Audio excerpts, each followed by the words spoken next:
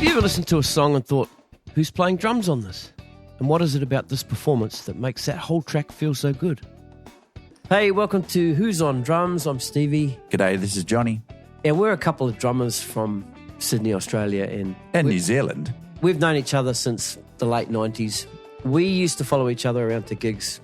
And then at the end of the gig, we'd inevitably end up in a car park for a couple of hours and just talk about our favourite drummers and favourite musicians and songs and stuff like that. So those conversations never really stopped. Now we're bringing them to you and we're speaking directly with the musicians who were there. Each episode focuses on one song, one drummer, and one unforgettable performance, and it just fans out from there. We go beyond the credits to uncover the stories, decisions, and moments that shape the music. And so, Jeff, I'm in my house, literally that side of the room. He was standing there, my Fender Rhodes was there, and he signed me this line. He goes, Creech. Jeff always called me Creech. And Mike Picaro is the one that came up with the name Creechy. So Jeff was like, Creech, I got this groove. We hear how those ideas began and how instinct, collaboration, and feel turn those ideas into songs. Yeah, I mean, that's just the way I write. I write all by ear and from the heart. I don't. It's not out of a book. So it's like, dun, dun, dun, dun, dun, dun, dun, dun, dun, dun, dun.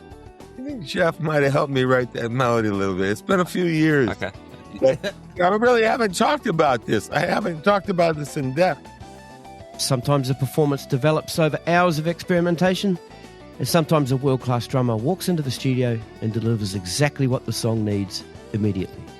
And so he shows up, and we get his sound and put the headphones on, and we go for the first run through, and we record it, and that's the one we used. He only played it once. It was so good. We also hear what those performances felt like from the musician standing right there beside the drummer. You know, when you have a good drummer to play with as a bassist, and when you have a guy who's solid to lock into, you look like $1 million. Because great drumming isn't always about playing more. Sometimes it's about listening and knowing exactly what the song needs. I think that the immediate reaction came from him, from seeing how sure he was. Like, he seemed to be able to zero in on just what was right for the song, but not without any hesitation, just immediately. You know, he just kind of knew what the song needed or what the section of the song needed, always. We explore feel, time, pocket, and the difference between following a mechanical pulse and finding the true center of the music.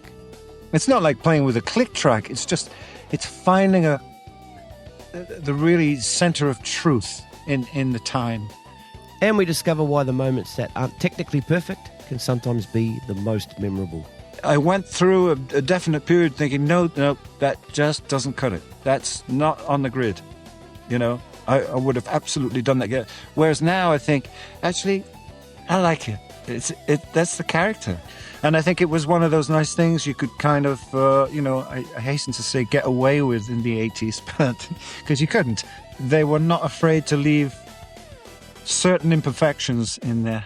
Those imperfections aren't mistakes to be erased. They're part of what makes a performance human. But you know what? In spite of AI and in spite of all the extra technical wizardry that's going on, I believe I've still got a job because I do something real. It's as simple as that. I pour myself into it every night and try to give the people the best I can, you know. Because the greatest drum performances aren't just about technique. They're about choices, personality, feel, and serving the music.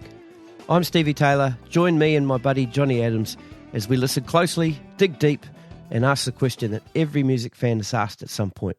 Who's on drums?